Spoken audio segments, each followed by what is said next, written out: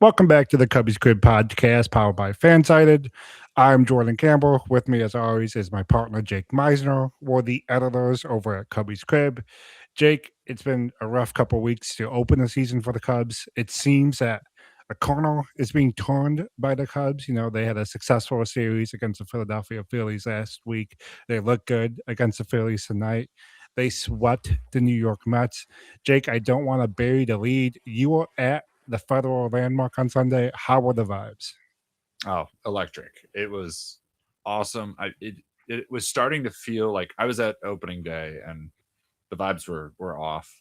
Yesterday though, like even down 1-0, like it never felt like everyone was accepting like, okay, this is like it felt, at least where I was at, everyone was like, okay, it's just gonna take one, it's gonna take one just string of events to go our way. But yeah, ended up being a beautiful day. Great Cubs win. I don't know that we can say we swept the Mets or maybe the Mets swept themselves. There was some pretty bad decision making, pretty awful baseball. But hey, we'll take it. And rolling right into tonight, Cubs looking good again. So seems like, given the fact that we've still got quite a few guys who are not hitting their stride, like at the end of the day, they're finding ways to win. Yeah, no. At the end of the day, get the W. That's all that counts. I do want to kind of circle back to what you mentioned about potentially the Mets giving the series away to the Cubs. Jake, you and I are both Bears fans. We've had to live through quite a few bad Bears coaches. One of the more infamous bad Bears coach was Matt Eberflus. What I thought was fascinating with Matt Eberflus is he always discovered a new way to lose. And it shocked me as a Bears fan because here I am, silly me, thinking the Bears have a chance to win a game that they're up by 10 points with 5 minutes left in the fourth quarter, and somehow they lose the game. I kind of felt that feeling, but on the opposite side yesterday because there you are, you're the Cubs in the 10th inning. You have PCA at third base. You have one out, and you have Nico Horner at bat. Now, ever since the courtesy runner has been a thing, ever since baseball has been a thing in extra innings, and you're the home team in a tie game, you only need one run to win the game. So naturally, what most people with baseball sense thought is you walk Nico there because Nico's one of the best bat the ball hitters in the league. He doesn't strike out. Chances are certain that if you let him hit, he's going to put the ball in play. Game will be over. Instead, Carlos Mendoza opts to pitch to Nico Horner inexplicably, but he tried to explain it after the game by saying he didn't want Nico to get on base because of the threat to steal the second base. And again, literally, Nico Horner's run didn't matter in the 10th inning. And it was just nice for all the conjecture that's been surrounding Craig Counsell to open the season to have a reminder that, like, hey, Counsell may have his warts, but he's not going to make something that dumb of a mistake in a game. Yeah, and I mean it helps that you know, Craig probably had one of his more notable weeks as Cubs manager over the last week. Like every button he pressed seemed to be the right one. The Cubs started winning. But yeah, that was wild to me. As soon as that ball got away and PCA moved up to third, I was like, that's it. Game's over. Like hands down, no question. And then, yeah, they pitched to, in my mind, the best contact hitter in baseball in a situation that you absolutely cannot have the ball put in play, especially a guy like Nico, who he has such good back control and such good presence at the plate that if he decides I'm taking this ball the other way, like that's where it's going. He has that type of control, and yeah, I mean, not mad about it. Worked out okay, but yeah, rough for Carlos Mendoza. It's one Yeah. of those things like a first year manager too. Like it's all icky. It feels bad. I'm shocked he has a job. Yeah. After that, I don't think he'll make it to the All-Star break unless some things start changing. And it's Mets are gonna Mets, I guess, because they went through this whole overhaul this winter. Pete Alonso gone, and they just really flipped the whole roster, and it's been pretty bad. And it doesn't seem like there's a clear path for things to get better.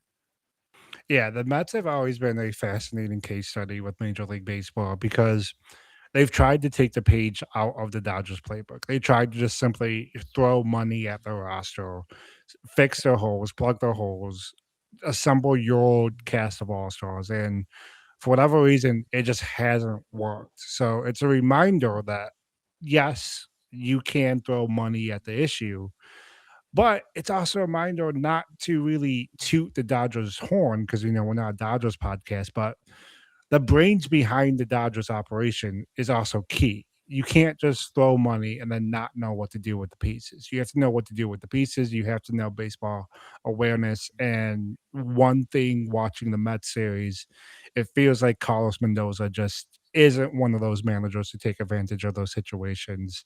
Let's not dwell too much between the Dodgers and Mets because the Cubs fan of me gets annoyed. We're a Cubs podcast. Let's circle back to the Cubs sweep of New York. Jake, what was your one word reaction to the weekend? For me, it was just it.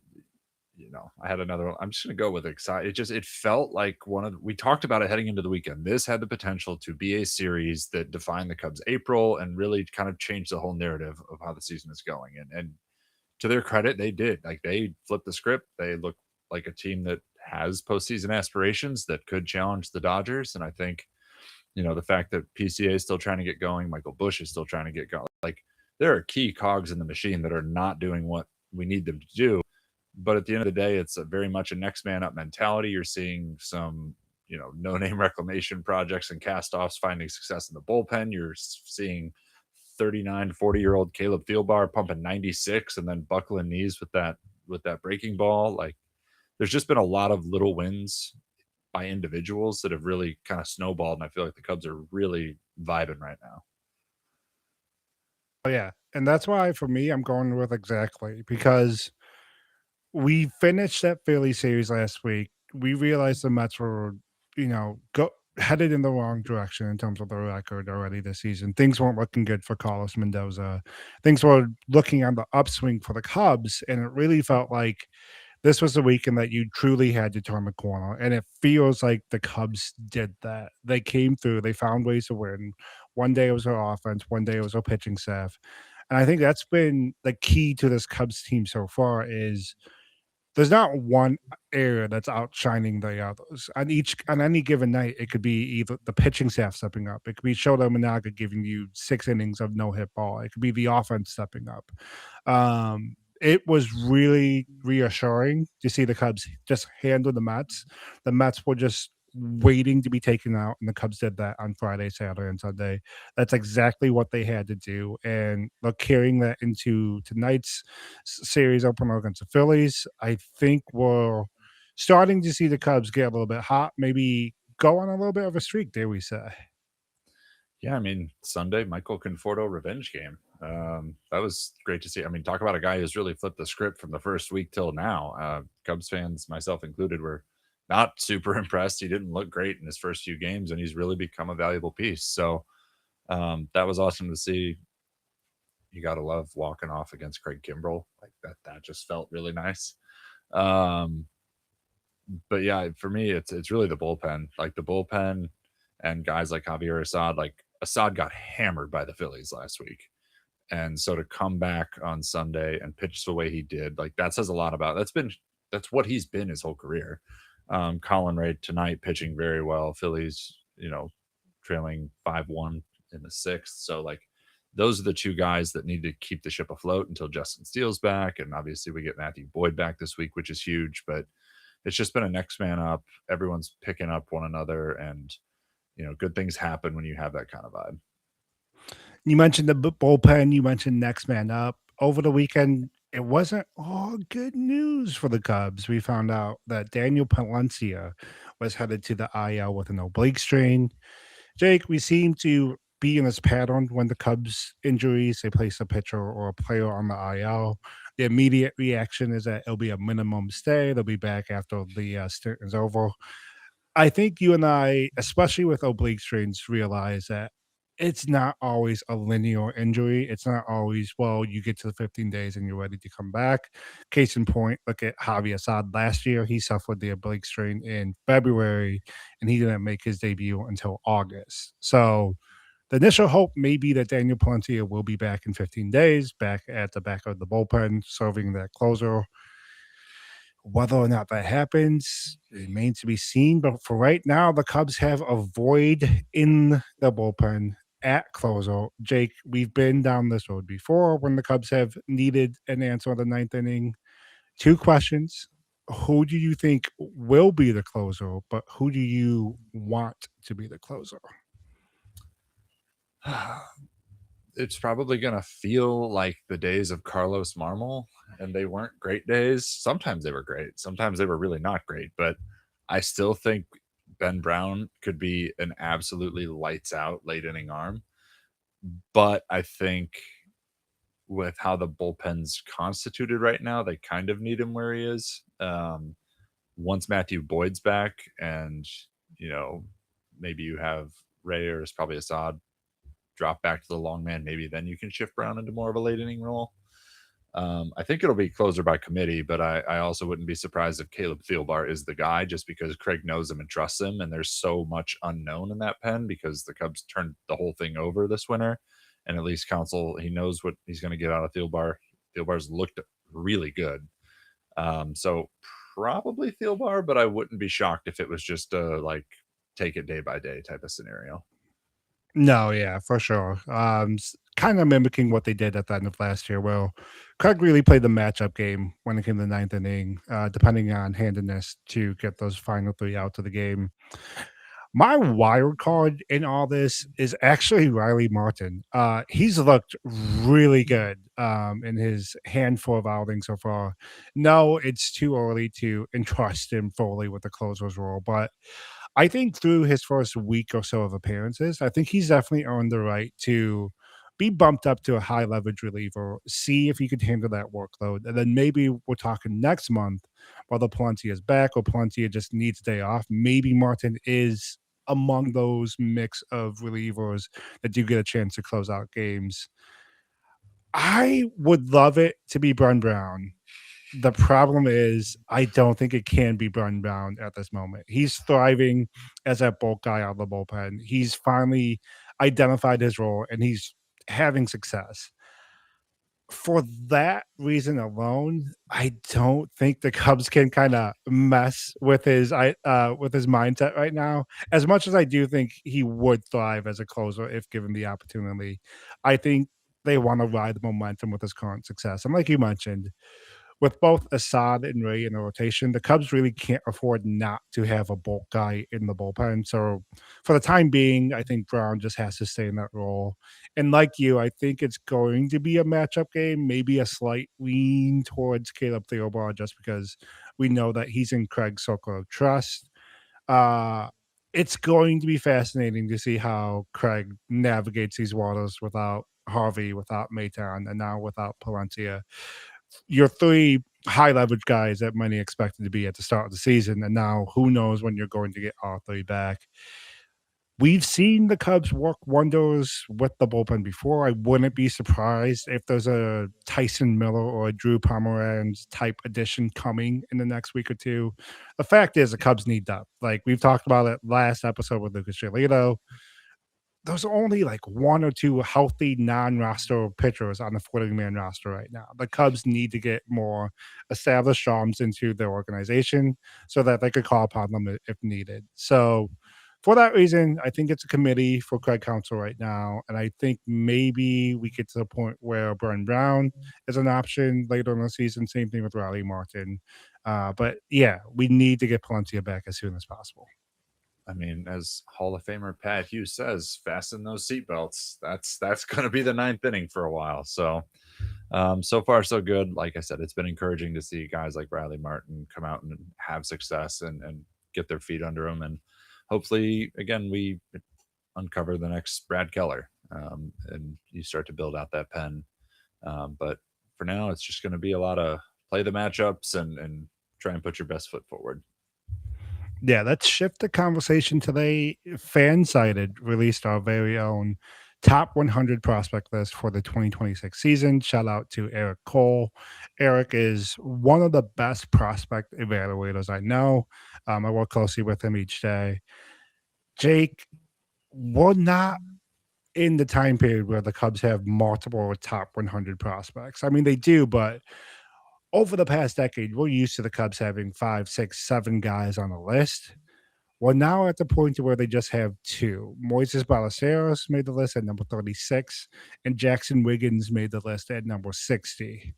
Strictly off of those two prospects alone, Jake, give me your rough projection for each. We can start with Ballesteros since he's at the major league level. Yeah, I was gonna say. I mean, really, then we have one because Ballesteros is going to graduate, and on some lists he already has, which kind of paints this whole thing in an even darker light.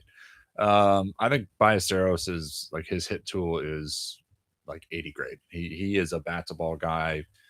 Maybe he's a career DH. Maybe he's a less powerful Kyle Schwarber, higher average, lower slug, but like fine. His hit tool is that good. He hasn't looked overmatched. He's 22 years old. You know, kind of scuffled out of the gate, but quickly found his footing, and he's a key piece of the puzzle right now. I know I was excited waking up on Sunday morning seeing that David Peterson wasn't going to start because then I was like, yes, that means Mo Ball is in there. Like Yeah, that's a conversation for another day. and so yeah, I like Mo a lot. Jackson Wiggins to me is a complete wild card. I don't have any faith in the Cubs' ability to develop healthy pitchers that are long-term assets, and until they do it, I'm not gonna put my faith in it. The upside's there, the same as it is with Cade Horton. Like, there's no question about the upside. It's a question of availability and health, and to me, those are such glaring questions that I'm not feeling great about it. Like, if these are our only two and Mo's basically graduated already, that's a tough look. Yeah, I think Mo is scheduled to graduate later this week based off of plate appearances. There's been so many times over the years that we've looked at the Cubs lineup and it's really just feast or famine. They've lived off the home run bar, and when they weren't hitting the home run ball, they were striking out. They didn't really have the guy that can simply get you a knock when you needed it. Yes, we've talked about Nico Horner a lot, and Horner certainly is one of those players. But I think Ballesteros takes it somehow even to another level, only because I think Ballesteros has a little bit more gap to gap power than Horner does. We'll see. Maybe Horner continues to prove us wrong this season. But simply put, Ballesteros just hits the ball. I wrote when I'm reacting to Eric's top 100 list. I think the reason why he's kind of capped at number 36 is just because of that positional versatility. When you look at guys like Connor Griffin, Sal Stewart, they're actually playing in the field and they contribute to both offense and defense. So I think that's probably one of the main reasons why Ballesteros wasn't higher. But I think if you look at all the rookies, and a lot of them are actually performing well to open the season, I think Ballesteros is going to prove to be one of the best, if not the best bet by the end of the season. And thankfully, he's with the Cubs and he's not in Miami. Moving to Jackson Wiggins, yeah, the stuff is there. When he's healthy, he's looked electric. The problem is it's becoming few and far between in terms of when he's healthy. Now he's on the IL with elbow inflammation. There's no real update since the last episode. Who knows when exactly we see him pitching for the Cubs again this season? I think that's why the shine on Wiggins is already wearing off because, yeah, the ceiling's there. We've seen it. It's high, but we just don't know if it's ever going to be reached because of the extent of wear and tear that's already on his elbow and already on his shoulder. And to your point, until the Cubs prove they can develop pitching prospects, it's hard to give them the benefit of the doubt, even when they have someone who's in the top 100. I've been hurt too many times. Not doing it again. I'm not letting them hurt me. It just, yeah, it's not a great showing. Like you said, we've been used to 5, 6, 7 top 100 guys, and now we're looking around the rest of the NL Central, and a lot of those teams are in that 5, 6, 7 prospect group, which is not a great place to be. It's a really rough juxtaposition, especially when you think about the looming roster turnover that's coming for the Cubs. You're going to lose Hap, you're going to lose Suzuki, you're going to lose Tyone, Boyd, Imanaga. Like, it's a significant list, and it's not like there's a ton of guys just sitting there ready to go. I mean, hopefully Kevin Alcantara is the answer in one of those corner outfield spots, but who's not to say that the Cubs won't have a glaring need at the trade deadline and he gets moved, and then you're digging through a pretty middle of the road free agent class trying to piece things together. And it's not like you're going to swing a big trade because you don't have that much in terms of trade capital Yeah. in the farm system. So the next 12 to 18 months will be really interesting because, I mean, hopefully we have a couple guys, a Jefferson Rojas type, like really bust out and make a jump. But right now, there's no like, hey, this dude's going to be a centerpiece in the next 3 years. There's not really anyone like that in the system. Yeah, anyone who's read Cubbies Crib over the past year, you and I have both had separate pieces where we've gone into detail about the step back that the Cubs farm system has taken. In part, that's because we saw the graduations of Matt Shaw, Moises Ballesteros in the next coming days, and Kate Horton. Yes, Owen Casey was traded to Miami. Cam Smith was traded to the Houston Astros. But even now, the Cubs don't have a blue chip guy. Like, yes, I would put Ballesteros' bat as a blue chip talent, but because of where he is as a catcher and what his positional potential is, I wouldn't put his overall profile as a blue chip player. I think there's hope that the 2025 draft class, I think someone blossoms, but even though for each Josiah Hartshorn, there's Ethan Conrad, your first round pick, who has yet to see the field this season. So the Cubs farm system isn't great. What stood out from Eric's rankings is that the Milwaukee Brewers, Pittsburgh Pirates, St. Louis Cardinals, and Cincinnati Reds each had a prospect within the top 10. So the prospects in the division are looking pretty good. And the Cubs are going to have to pick a lane. They're either going to have to commit to farm system development and truly bring up the next crop of prospects and be blue chip talents, or the path I think they're already on, they just have to flex their financial might over the division in terms of how you're going to stay atop, at least for the next season or two. It's by spending money simply. There's no team in the division that can outspend you. If you want to be at the top of the National League Central while the Connell Griffins of the world are making the debut, outspend them. Yeah, 100%. There, like you said, the organization has a lot of questions to answer. I think heading into the offseason, which will be anything but normal with the CBA expiring. But it just, you look around the division and it's like, oh God, there are top tier talents who are going to be a problem for the next decade. And like, you just have to ask yourself, like, what is the Cubs answer? And to your point, it is, you have to spend, you have to go out and get the big free agents while you figure this out, unless you are committing to a St. Louis Cardinals style, like tear it down, build it up, that they're going through right now. And I don't know about you, but in any fan circles I'm part of, there is no appetite for that on the north side right now. Yeah, and I think if you look at how Jed tore down the 2021 team, I don't think he anticipated it taking as long as it did in terms of the Cubs coming back to being a true contender. Yes, they flirted with contention in 2023. Yes, they flirted with contention in 2024. But if you look at truly the front office's actions, it wasn't until last season that I think they truly thought, hey, this is a team that should make the playoffs. So you're looking at almost 4 or 5 years from the sell off of 2021.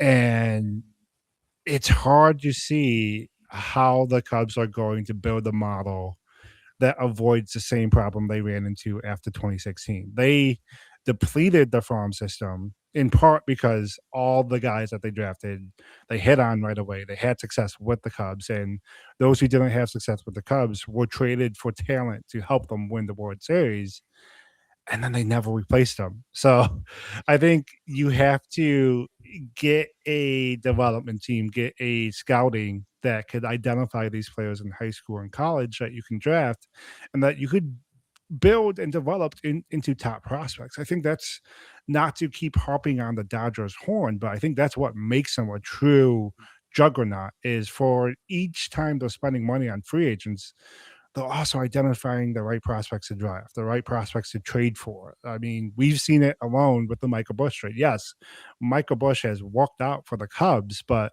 They also got Zaire Hope and Jackson Ferris in that trade. Last year with the Boston Red Sox, they got James Hibbs III, and he looks like an absolute dude in AAA. You have to be able to identify these prospects on the fly if you're planning on contending, but also rebuilding your farm system at the same time. Yeah, and I think I'm really interested to see how the Cubs approach the draft this year because they have, I would say, lived or died, but mostly died with this. Hey, we're gonna take a guy who has kind of a checkered health history. His upside's there. We think we can snag him. Wiggins, Horton, Conrad, like that's been their MO here for a couple of years and it hasn't worked. So do you set your sights on more of a sure thing of a guy that you say, hey, in 2 years he's going to be in Chicago helping us win games, as opposed to, hey, this is a coin flip, but if it works, this dude's an MVP candidate? I think it's a worthwhile question to ask, and I'm sure those conversations are happening. But yeah, there hasn't been a ton of win. I'm again, this isn't to knock what Cade Horton was last year. I mean, a Rookie of the Year finalist, got some down ballot Cy Young love, and he should have. It was an amazing second half, but now he's undergoing his second Tommy John surgery, and very well may miss all of this year and the bulk of next year, if not all of next year. So the thought that, hey, yeah, he could be a stud, but we're not going to see him pitch at Wrigley again until 2028 is kind of harrowing. So I think they have to figure out, they like to use your phrase, they need to pick a lane. They need to figure out what their draft focus is and fully jump in. The good news is when we've seen them commit to that strategy in terms of picking a talent that is established and can be a fast riser, we do have a recent example of it working. No, it's not working in Chicago, but when they selected Cam Smith, the expectation was that, hey, he's going to rise quickly throughout the system. His bat is going to develop. He's going to become a dude. For the better part of the first half of last season, we saw that in Houston. He was very much a contender to be the American League Rookie of the Year. Things took a turn for him during the second half, but he's picked right back up where he left during the first half this year. He's OPS plus over 118, 3 home runs through his first 3 weeks in Houston. For everything that has gone wrong for the Astros this season, Cam Smith has been a bright spot. And if you're a Cubs fan, I think you look at that being like, hey, the last time the Cubs weren't enamored with trying to find value in an injured prospect, they took simply one of the best bats available to them in the moment. It worked. Like their review of Smith was correct, and he's becoming the player they've always thought he could be. So, looking through the realm of this draft, and I'm sure as we get closer, we'll get into some of the prospects. If that's the goal that the Cubs front office has, look at Cam Smith for a slight reason to be optimistic that they do have the potential to select the right talent. Yeah, 100%. It's just like I said, they keep kind of jumping back and forth between a Cam Smith style pick, and then you're going Ethan Conrad, and it's like, okay, I get that you want the mix, and I love the upside that someone like Conrad or Horton or Wiggins comes with, but just given the state of the farm system, personally, I'm focused more on give me guys that can climb quickly and help this team because they face a lot of questions heading into the back half of the decade. And, there aren't a lot of in house answers right now. Jake, we are going to finish this episode with the question that's been dominating Craig Counsell for the better part of the past week, for definitely over the weekend between Carson Kelly's pinch hit home run and Moises Ballesteros' success. There's been much made that the Cubs are being very selective with Ballesteros right now. They're pretty much not hitting him against left-handed pitchers.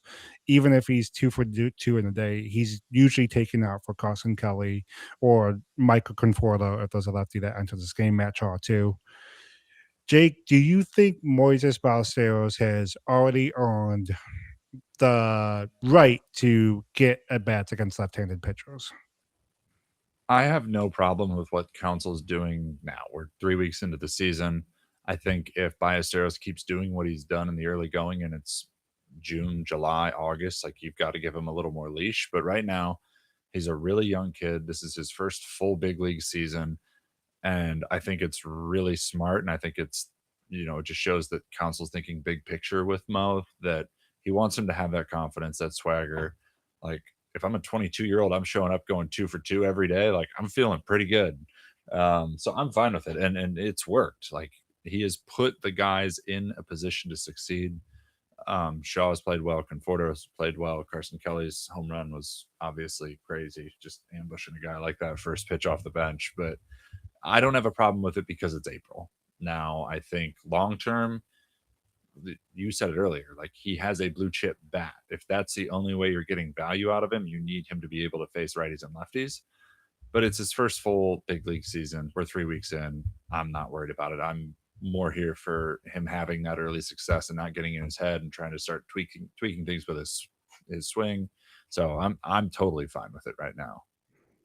Yeah, same. Ballesteros is such a interesting prospect because he's hit at every level of the organization. When he struggled through his first 20 plate appearances this season, so many people quick to say, well, maybe he has to go back to Iowa, play every day as a catcher, or stay in the starting lineup and just truly develop that way. That was never the plan for the Cubs this season. He was going to remain in the starting lineup for his bat. If you judged him based off of 20 plate appearances, you should probably reevaluate how you look at baseball. I think right now Craig Counsell is going about it the right way. To your point, Ballesteros is still extremely young. This is going to be his first full season at the major league level. You have to know when to pull the right levers with a guy like Ballesteros. Right now, it's working. He's thriving. He's one of the best bats in the starting lineups. He's turning heads with the success that he has. I think if we get to July, if we get to August, the Cubs are in the middle of a playoff push. I think there's reason to believe that Ballesteros will be right up there with Nico Horner in terms of your best overall value as an offensive player. And I think then that's a time where you can't justify taking him out of the lineup. You have to give him that run right. But for right now, the first 3 weeks in April, maybe even all of May, continue to pull that level because here's the thing. We talked about it last pod. It's not like the guys that Craig Counsell is turning to, it's not like they're not having success. Michael Conforto has been a dude so far this season. Carson Kelly, the summer of Kelly, appears to be back for the second straight season. Scott Kingery is having success as a pinch runner. Matt Shaw is trying to drive the ball. So no matter who Craig Counsell is turning to right now, it's working. So I think eventually we will get to a point in the season, whether it's Kelly going cold, Michael Conforto regressing, Matt Shaw regressing. I think eventually we do get to the point to where you just gotta pencil in Ballesteros and leave him. But for right now, there's no need to change what is clearly working for the Cubs. Yeah, and you said it, but like also Counsell is known for riding with his guys. Like he is gonna stick to pretty much the same group. This is one of the only ways that he can make sure that these guys are getting at bats and seeing the field on a semi-regular basis. And I don't think you can overstate how important that is, especially for young guys like Shaw, who, at least in theory, as long as he finishes the year with the Cubs, like he has a clear role next year. They need him to be dialed in. They can't have him, coming off only, 100 or 200 plate appearances and then being told, hey, you're going to go replace Ian Happ. Like there's a lot of things at play here. Like I said, I think it's the right call, and that's easy to say because everything's been working. But who knows? Maybe a week from now we'll feel differently. But right now, Mo's hitting, the bench is producing, Craig's pressing the right buttons. So let's just not mess with it. Keep the good vibes. Maybe on Wednesday night, things won't be working and we will have a new topic to talk about. That's a tease for our Wednesday night pod. A reminder this week for the second episode, we will be on Wednesday night, not Thursday night. Also, we'll be doing a AMA, the first one of the season. Tomorrow on Cubbies Crib Twitter and Cubbies Crib Facebook, we will have a post. You could reply to that post with your questions. Jake and I will take the time, sift through the best ones, and we'll end Wednesday's show responding to your questions, giving you all the answers you need. Until then, I'm Jordan. That's Jake. See you on Wednesday night.